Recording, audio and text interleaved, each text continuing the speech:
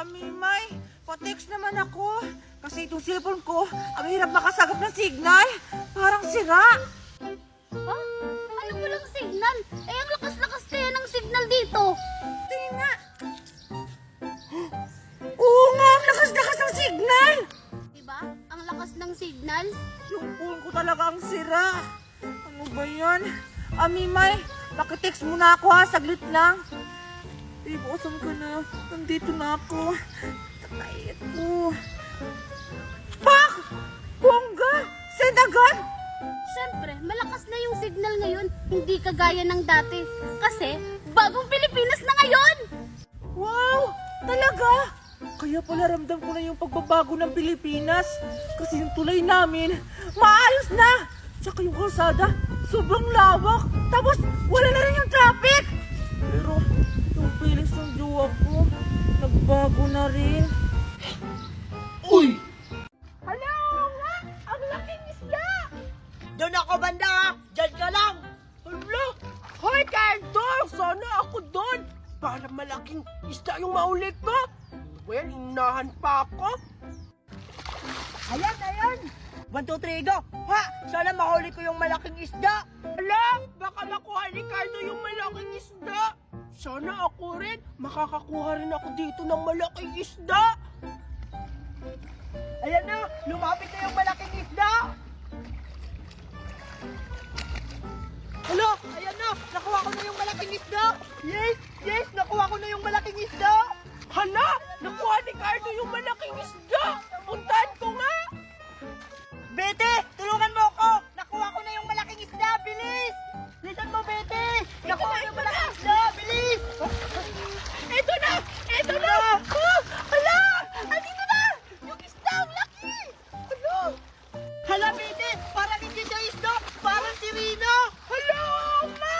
Si Rina! Hala mo, Bete! Ang ganda ng si Rina! Hala! Ang ganda ng buntot! Hi mga bata! Ha? Mermaid? Hala, mermaid nga! Hi! Bakit niyo ako hinuli? Hala, si Rina nagsasalita! Nangunguha po kami ng isda! Ay! Nangunguha kayo ng isda? Bibigyan ko na lang kayo ng isda! Talaga? Bibigyan nyo kami? Hindi ko na problema yan! Problema mo na yan! Aray! Akyat ka ng akyat! Hindi ka naman pala marunong bumaba! Pabulusutan mo pa talaga kung bata ka! Bumaba ka na! Hala, kawawa naman si Betty. Pinalo ni Aling Marites. Miss Scarlett! Ano ginagawa mo dyan? Eh kasi Alexa, si Betty pinalo ni Aling Marites. Andun oh, sa may strawberry tree. Ha? Bakit mo siya pinala, Scarlett? Nagnakaw kasi kami ng strawberry kila Aling Marites. Kaya ayun, nahuli kami ni Betty. Alexa, tulungan mo ako para makatakas si Betty. O sige, sige! Pero, anong plano natin gawin? Ay, alam ko na. Bumaba ka dyan, baba! Bumaba na! Bumaba ka dyan, baba! Hoy, Aling Marites! Bebe, bebe, bebe! Kayo? Magkasama pala kayong tatlo? Kaya pala naubos yung strawberry ko? Punta kayo sa akin! Ayun! Makakababa na ako! Malakas ka na! Napunta siya dito!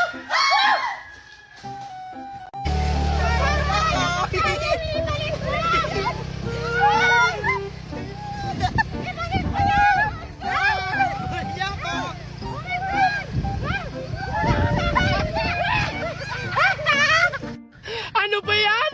Nakakaingan tumakbo! Sige, Alexa! Hulihin mo si Cardo! Dapat mo makuha yung pagkain!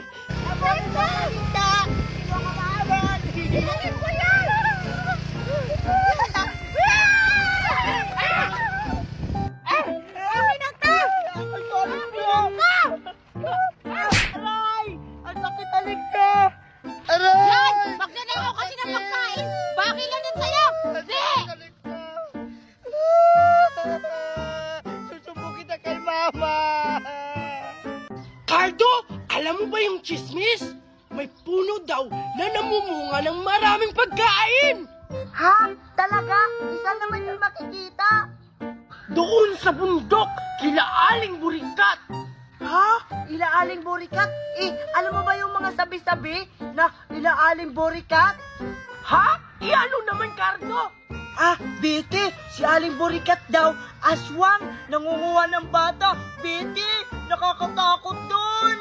Sus, Cardo, huwag kang maniwala dyan. Sabi-sabi lang yan ng mga matatanda para hindi natin makuha yung mga maraming puno at may mga bungang pagkain. Kunin na kaya natin, Cardo. Baka maunahan pa tayo doon. Gutom na ako. Tara na! Biti, nakakatakot talaga doon. Pero sige na lang, kasi gutom na ako eh. Tara, Biti. Sige, tara! Tara. Mimay, pupunta tayo doon sa may puno. Alam mo ba yung puno? Namumunga daw ng maraming pagkain. Kaya puntahan natin. Baka makakuha tayo ng pagkain doon. O sige, Betty. Saktong-sakto, di pa din ako kumakain. Si Ninang Magna kasi, hindi niya ako binilhan ng paborito kong Chicken Joy. Pero Betty, sino naman yung kasama natin? Si Alexa yung kasama natin. Puntahan na natin, Mimay, para marami tayong pagkain makuha. Tara na! O sige, tara.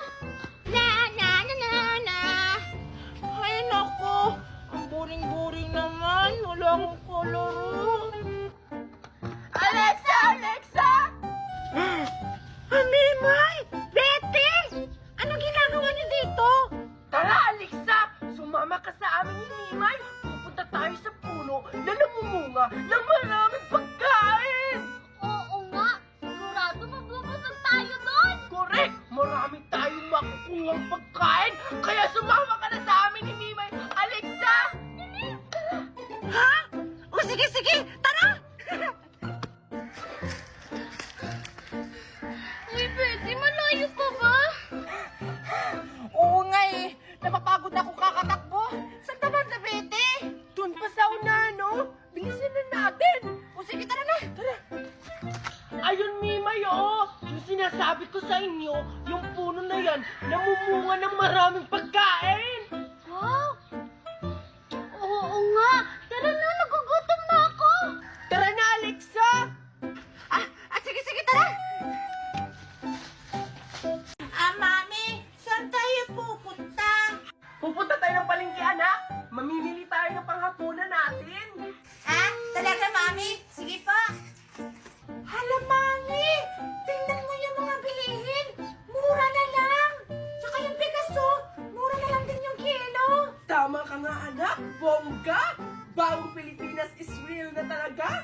Yes! Makakain na ako sa isang araw 3 beses. Ang sarap talaga, Mami! Ang sarap talaga ng ulam natin! Isda! Mukhang masarap nga. Scarlett!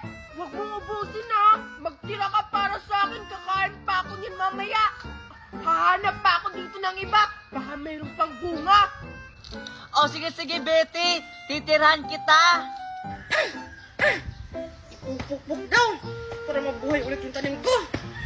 Ayan! Buhay na ulit yung pananim ko. Sigla-sigla na. Saluhin mo! Marami pa dito! Teka lang. Bakit parang may tao dun sa bakuran ko? Hala! Minag na ako ng strawberry ko. Munda talaga kayo mga bata kayo. Ang sarap-sarap talaga. Hala, Betty! Lagot! Andiyan na yung may-ari! Nakita tayo! Bumaba ka na dyan! Bilis! Ano? Hintayin mo ako dyan! Hindi ko na alam paano ako bababa, Scarlett! Tulungan mo ko! Bahala ka na dyan, Betty! Aalis na ako! Ay, Scarlett! Kayo lang pala nag-ubos ang strawberry ko? Kayo na-ubos! Bumaba ka dyan! Baba! Baba! Pasensya na po, Aling Marites! Nagugutom lang kasi kami! Bumaba ka na dyan! Uubusin mo pa talaga yung strawberry ka! Paano po ako makakababa? Hindi ko po alam! Tara, Cardo! samahan mo ako. Manghuli tayo ng isda. Ha? O sige, tara. Gusto ko din manghuli ng isda. O ano pa hinihintay mo, Cardo? Tara na! Sana, Cardo, makahuli ako ng isda. Sana nga, Bete, makahuli tayo ng isda kasi wala kaming ulam. Puro na lang tuyok. Huwag ka mag-alala, Cardo. Sigurado ako, makakakuha tayo ng isda. Hindi lang isa, kundi marami. Hintay-hintay lang tayo, baka makakakuha na tayo ng isda. O sige, Bete. O sige na, mamimit na tayo para makakuha na tayo ng isda, Cardo. O sige. Sige. La, la, la. Pew! Pew! La, la. Cardo! May nahuli na akong isda! Wow, Bete! May pangulam na tayo! Oh, ano tayo? Akin lang to! Ang damot-damot mo talaga, Bete. Pag ako talaga makakakuha ng malaking isda, di talaga kita bibigyan. Ang tanong, kung makakakuha ka ba ng malaking isda, sigurado ako, hindi ka makakakuha. Kasi yung bingwit mo sira.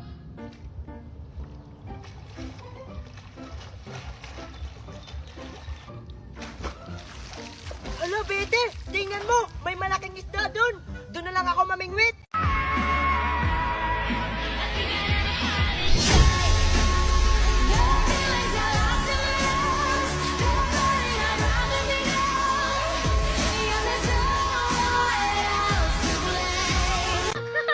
Wow, ang dami ko na talagang nakuha.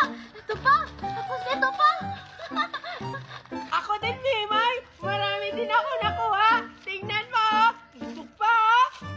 Ito pa! Ako nga rin, Bete, tsaka Mimay! Ang dami ko lang nakuha! Ay, ito po! Grabe ang dami! Wow, Alexa! Ang dami mo rin nakuha! Excited na akong kainin ng mga nakuha nating pagkain dito sa puno! Grabe, ang swerte talaga natin, Mimay, Alexa! Marami na tayong pagkain! Ay, Betty, sure ka ba talaga na walang nagmamay-ari dito? Baka pagalitan tayo, ha? Oo nga, Betty. Baka pagalitan tayo. Ano ba kayo, Mimay, Alexa? Wala na ka dito yung may-ari ng puno dito na namumunga ng pagkain. Kasi may naririnig akong sabi-sabi. Aswang daw yung may-ari kaya nawala na siya dito, umalis na. Ha? Aswang? Betty, baka may lason to. Ha? Ano, Betty? Aswang yung may-ari nito? Hala, baka pag kinain natin to, maging aswang din tayo. Ayoko maging aswang. Baka pag naglaro ako sa may araw, baka masunog ako. Ayoko nun. Ano ba kayong dalawa? Ang uwi nyo naman. Alam nyo, may kumakain na din dito ng pagkain dito galing sa puno. Wala naman nangyari? Ay, wala naman pala, Mimay eh.